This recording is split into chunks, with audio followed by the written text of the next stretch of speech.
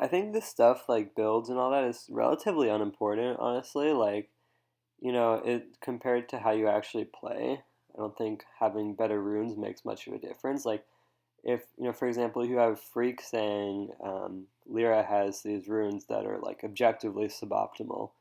But if you're Envy and you have a choice, okay, do we want to play Lyra with his suboptimal runes on Cho'Gath, or would we rather have Freak with his optimal rune page playing Cho'Gath? Like, you would choose Lyra over Freak every time. Like, the point is how you play matters a lot more than these like small differences in build. So as long as you have a half decent build, it matters way more how you play than how you build.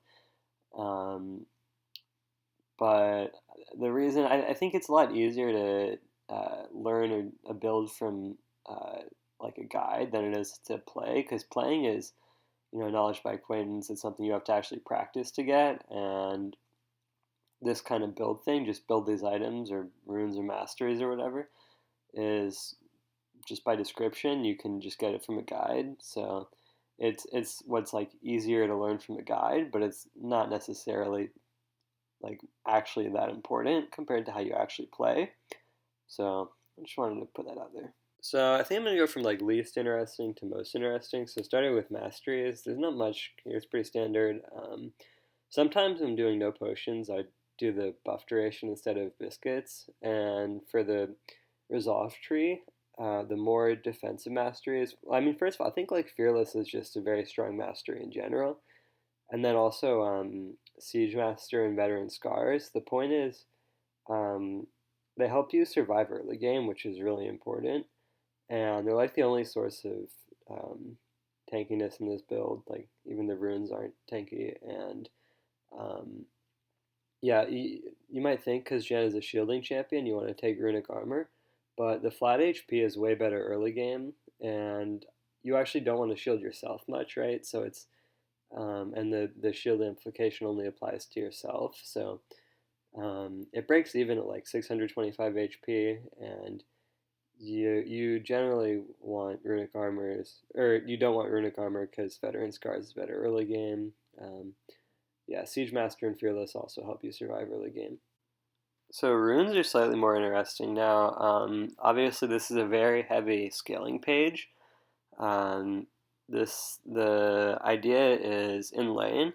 You basically just try and get through lane, like survive the lane as Janna, just by like shielding your AD carry whenever they try and trade with them, and you just want your goal is just to make it through lane, like lose lane gracefully if you have to, maybe slightly win, but just hopefully make it through lane, and then you scale really well, so you can just outscale.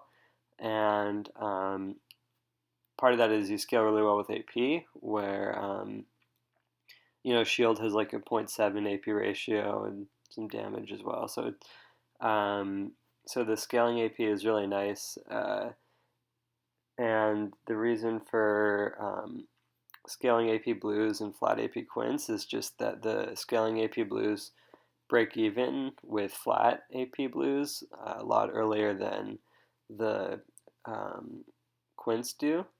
So the balance is just flat AP quints for more shields or stronger shields in lane, and scaling AP blues for more, and scaling AP reds as well for more scaling. Um, you can see scaling is kind of the common theme here, I guess, except for the quints. But even having flat AP quints is good, because you do scale really well with AP, and the reason for gold gen yellows is they're actually more efficient than gold gen, or the gold gen yellows are actually more efficient than scaling AP yellows. Um, there's you could say, well, you can't always spend the gold, but then you say, well, you wouldn't spend it on AP exact. So it's kind of awkward or difficult to do the exact like conversion of, is this gold value like better or worse than having just the AP.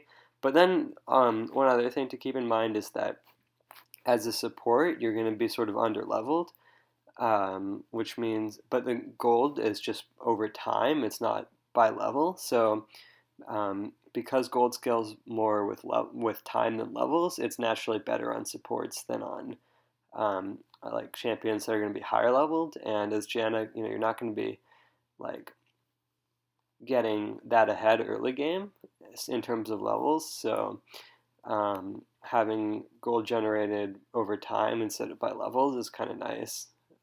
So that's another advantage. But yeah, mainly just the AP yellows don't scale as well as gold gen. So the whole point of this page is to outscale basically, which you already do, but this just makes you outscale even harder. And I really like it because I think the most important support matchup right now is Janna versus Sona, and it's decided by who can scale harder. And I mean, a lot of that is based on the teams. The AD carry matchup's really important. Who has better frontline and backline for team fights, but it also helps that this page lets you scale really well and gives you an advantage in that matchup. Anyways, now the probably the most interesting part is the items. So just I guess going in order of like gold or something. Sometimes I like to start with the rejuvenation bead because in lanes where you don't need the potions, which are pretty rare, but if you can get away with it, it lets you get to your other stuff faster. You're not wasting money on potions. And Fairy Charm you don't need because coin gives you all the mana you need anyways. So you can just get the health regen. I think it might be cool if you were like, if you had like a Sivir duoing with you or something.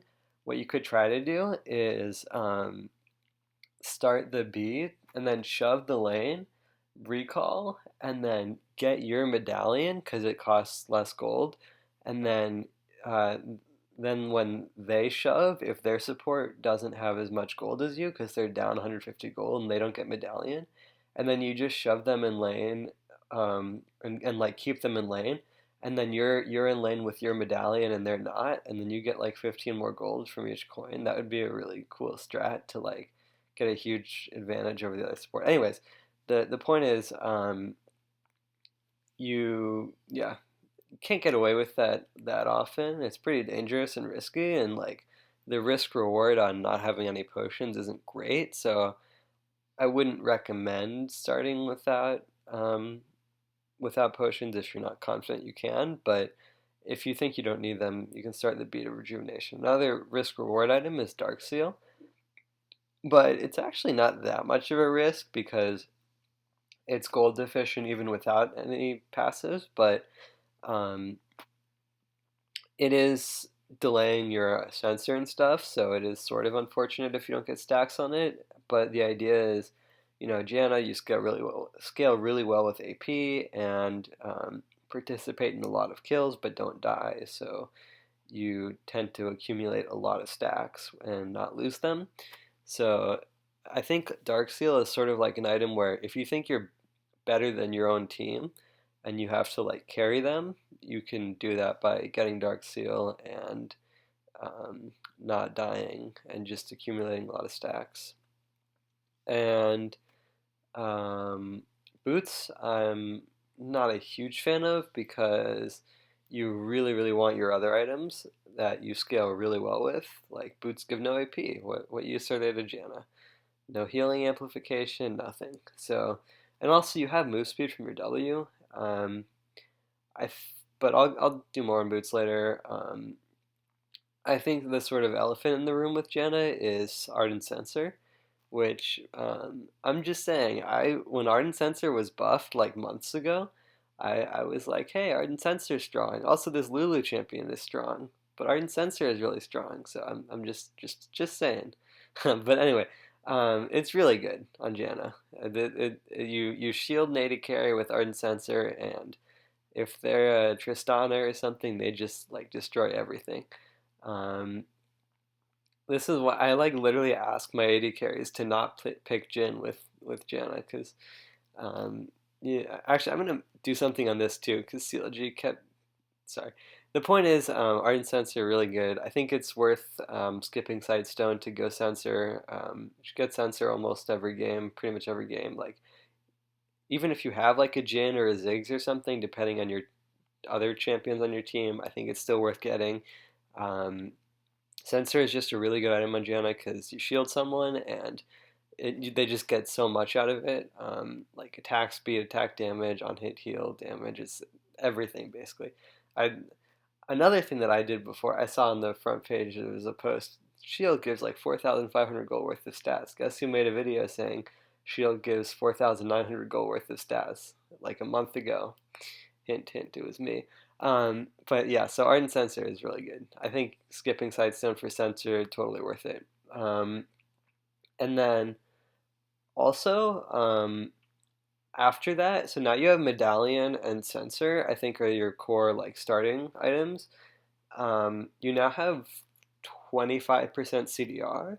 So I think a nice like spike after that is Forbidden Idol because that way you have 35% CDR and more shielding amplification. And if I know you still have no Sightstone, and you can get Sightstone whenever you want, but and if your team's flaming you or you feel like you need the wards or something, go for it. I think you scale so well with another Forbidden Idol and like these items though, just to make your shield stronger, that I think it's worth holding off on Sightstone. But you do you. Um, but the reason for another Forbidden Idol is it gets you to 35% CDR and makes your shield stronger. Um, and then I think traditionally what you would do, so after you have these items, is you can build into Redemption or Crucible and then, get the last Forbidden Idol item. So basically you get all three Forbidden Idol items and that gets you to 45% CDR and a lot of healing amplification, which is pretty good. Um, but and then one other thing you could do instead is go Boots of Lucidity and there's some team comps I actually like going Boots of Lucidity into Locket, which is basically just pure safety for you. But if you're versed like Annie, Rengar, Kennen, or something, I think it's worth it because if it's a game where you just have to like not die to like burst and you win, then it helps keep you safe. So that's another option. But the one that I've been liking recently is when you're at this point with Ardent Sensor, Medallion, and Forbidden Idol, building a Fiendish Codex because this gets you to 45% CDR really fast and it gives AP, which is exactly what you want. And the Fiendish Codex, you might say, well, now you're stuck on this useless Fiendish Codex, but um, the question is like, well, would you build Fiendish Codex or Boots of Lucidity? And like, would you rather have the AP or the movement speed, basically? And I think on Janna you would rather have the AP. And or would you rather get the Redemption and Crucible actives?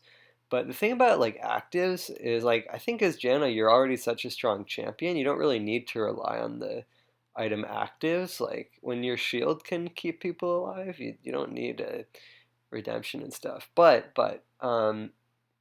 yeah, so I guess the point is just you spike with like 45% CDR, a lot of healing amplification and ability power. So you just get really strong with just these sort of component items of Forbidden Idol, Fiendish Codex, and as well as your Sensor and Medallion. And then at that point you say, okay, well now I'm stuck with this Fiendish Codex. So I mean, the first thing is you can build your Forbidden Idol into either Crucible or Redemption because you already have Sensor. So I think most people prefer Redemption. Crucible makes you stronger. Your shields get 20% amplification.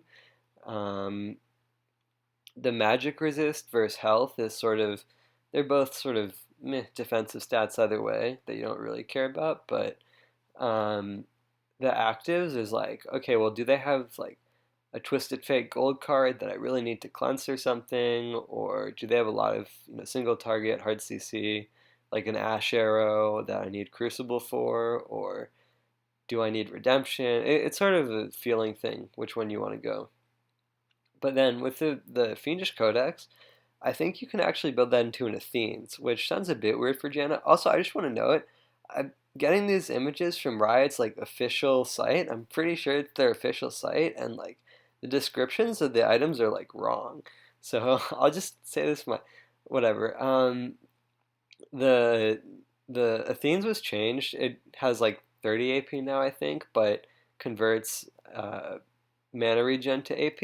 And so this is the reason you can go Athenes is it's pretty much stat efficient or like gold efficient just from the stats with like CDR and AP basically because the uh, conversion of mana regen to AP just gives you a lot of AP for how little it costs. So um, because you've already got a sensor and redemption or crucible, which both gives a lot of mana regen. Redemption gives more mana regen, which is another reason to get redemption if you're planning on going Athenes. But I'm pretty sure, like stat wise, the strongest. This was sort of surprising to me because I expected the strongest shield to be like the most shield amplification with like, you get your sensor, you get your crucible, you get your redemption, you shield people, but I'm pretty sure the strongest shield was actually with sensor, crucible, and Athenes because Athenes does gives you a lot of mana, which or not mana, AP, which then scales with the shield, which then scales with the shield amplification. So um, even though you do very little damage in fights, so you don't get a ton out of the blood charges passive, you get a lot out of the dissonance passive.